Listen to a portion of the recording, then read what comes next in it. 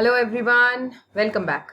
So I am at Nature and Components of Attitude. This is Psychology, Class 12, Chapter 6. So I am going to discuss about nature and components of attitude.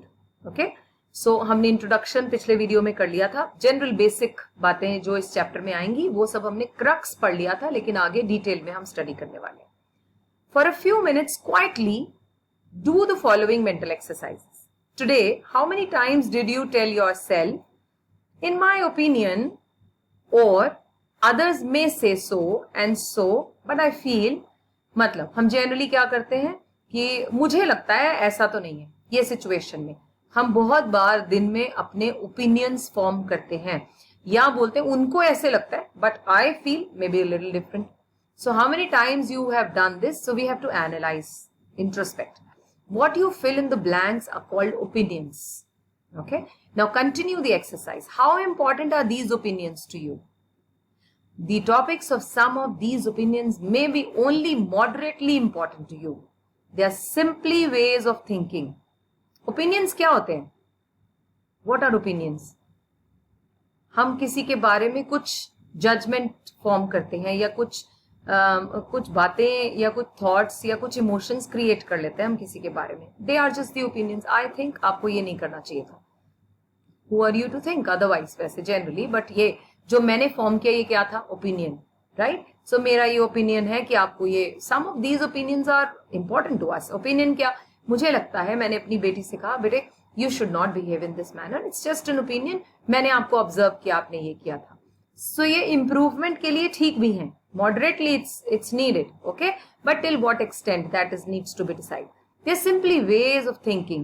मुझे लगता है, मेरी ये सोच है, okay. She may be right, but मुझे लगता है कि मेरे एंगल से ये बात ऐसी है.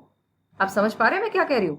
Simple ways of thinking. And it does not matter much to you that others agree or disagree with your views, okay. तो आपको कोई फर्क नहीं पड़ता although कौन मेरे बारे में क्या सोचता है क्या नहीं, लेकिन अगर कोई मुझे कहता है सपोजिंगली कि आपको ना ये कलर सूट नहीं करता, वैसे तो मुझे कोई फर्क नहीं पड़ता.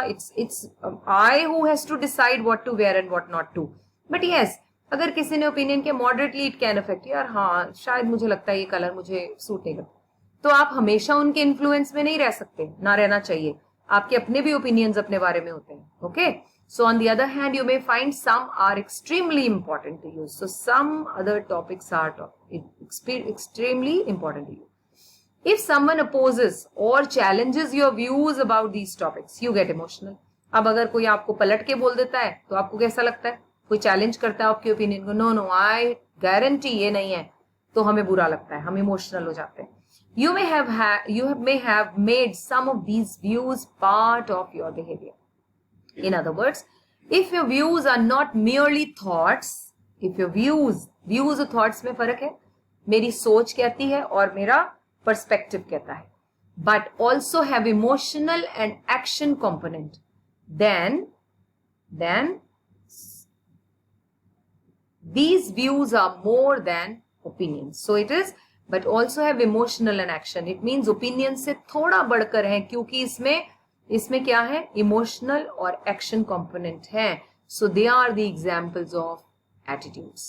समझ गए आप बात को? तो क्या आप यहां लिखेंगे कि you may have some part of this. In other words, if your views are not merely, if views are your काट दीजिएगा, not merely thoughts but also emotional and action component, then these views are more than opinion and they are called attitudes. ये meaning मिल गया आपको? Okay. सो हमने यहां से attitude का मीनिंग निकाल लिया. So I just write it down here. So attitudes, ठीक, इसके बारे में आप लिखेंगे. चलिए, all definition of attitudes agree that an attitude is a state of mind, a set of views और thoughts regarding some topic, that's called attitude object. किसी object के रिगार्डिंग आपने जब अपना माइंड सेट किया है उसे हम बोलते हैं कि मेरा उसके टुवर्ड्स एटीट्यूड ऐसा है. Which have an evaluative feature. कैसे इवैल्यूएट करते हैं? हम बोलते हैं मेरा उसके लिए एटीट्यूड बिल्कुल नेगेटिव है, ठीक है. हम फॉर्म कर लेते हैं ना किसी के बारे में, दैट कुड बी पॉजिटिव और नेगेटिव और sometimes it is neutral, hardly matters. कोई दूसरा पर्सन है, वो मुझे जानता भी नहीं है, तो मैं I am not suppose to form any attitude in my mind, so मैं न्यूट्रल हूं उसके साथ। तो ये एटीट्यूड कितनी तरह के हो सकते हैं बच्चों? Positive, negative and neutral. So just underline this, I will just okay. It's accompanied by N emotional component. So attitude में क्या अकम्पनी करता है जी? Emotional component. और एक टेंडेंसी भी है to act in a particular way with regard to attitude object. और हमें लगता है, हमें पता है कि वो इस पर्टिकुलर सिचुएशन में इस पर्टिकुलर ऑब्जेक्ट के साथ किस तरह से एक्ट करेगा। The thought component is referred to as the cognitive aspect. जो मैंने सोचा ऐसे करेगा, तो वो क्या हुआ? मेरा कॉग्निटिव एस्पेक्ट हो गया। So what are we talking about here is cognitive aspect. Okay, क्या मतलब हुआ कि हमारा उस पर्टिकुलर एटीट्यूड ऑब्जेक्ट के लिए उसका इमोशनल एक्ट क्या होगा? जो मैंने सोचा उसे बोला, सोचा बोला, इसीलिए तो कॉग्निटिव वर्ड को यूज किया गया है, cognitive aspect. The emotional component, जो उसमें से इमोशनल कंपोनेंट है, उसे क्या बोलेंगे आप? Affective aspect. इमोशनल कंपोनेंट को बोलेंगे अफेक्टिव। ये देखिए जी, the emotional component is known as affective aspect and the tendency to act, ठीक है, जिस तरह से वो एक्ट करेगा जो हमने सोचा, टेंडेंसी क्या होगी उसकी, उस एक्शन की, उसे क्या बोलेंगे आप? कोनेटिव या behavioural aspect. So here we are talking about cognitive aspect, ठीक है Raje, affective aspect, affective aspect, and तीसरा कौन सा हमने बोला अभी? What is the third one? 1, 2 and 3, behavioural. Behavioural को एक और नाम कहते हैं, कौन सा? Conative, conative aspect. Okay, cognitive में क्या बोला? उसका थॉट कंपोनेंट। ओके, अफेक्टिव में कौन सा कंपोनेंट? Emotional component. ये कंपोनेंट्स है, मैं यहां लिख देती हूँ, इट्स द कंपोनेंट। ओके, और बिहेवियरल में बोलिए जी कौन सा है जी? Tendency to act, tendency to act. Behaviour है ना, कैसा एक्ट करेगा, तो उसकी ये बिहेवियर हो गया। यहां कौन सा हुआ? अफेक्टिव, इमोशनल, कॉग्निटिव तो ब्रेन से ही रिलेटेड है, थॉट्स से।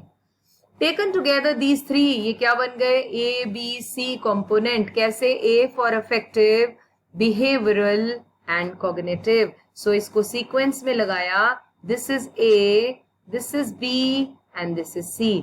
तो आपको ये पेपर में आ जाता है A B C component, affective, behavioural and cognitive, putting together. Note that attitudes are themselves not behavior, but they represent a tendency to behave. वो behavior नहीं है attitude हमारा, लेकिन हमें लगता है, और हमें लगता है कि इस situation में उसकी behave करने की tendency ये होगी, इस particular way में होगा, क्योंकि हो सकता है आपने उस person को उस situation में पहले देखा हो। किसी को आपने देखा, आप उसे कहते हो यार वो बहुत ही काम पर्सनैलिटी है, इतना ज्यादा वर्स्ट सिचुएशन थी but he handled it so well. Next time अगर आप उस पर्सन को फिर से ऐसी किसी सिचुएशन में देखें, तो आपको क्या लगेगा? कि वो अभी भी बड़े अच्छे से डील कर लेगा। आपने फॉर्म किया ना अपने माइंड में उसके बारे में। They are part of cognition along with an emotional component and can not be observe from outside. ये तो सब यहाँ चल रहा है, इसलिए नहीं पता चल सकता।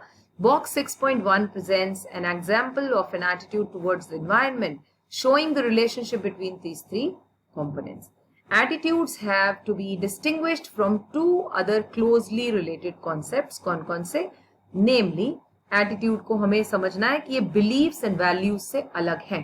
ये बात मैं आपको next वीडियो में बताऊंगी, और उसमें हम ये green environment को भी डिस्कस करने वाले हैं। All right? इतना ही काफी है इस वीडियो के लिए। Bye bye, take care.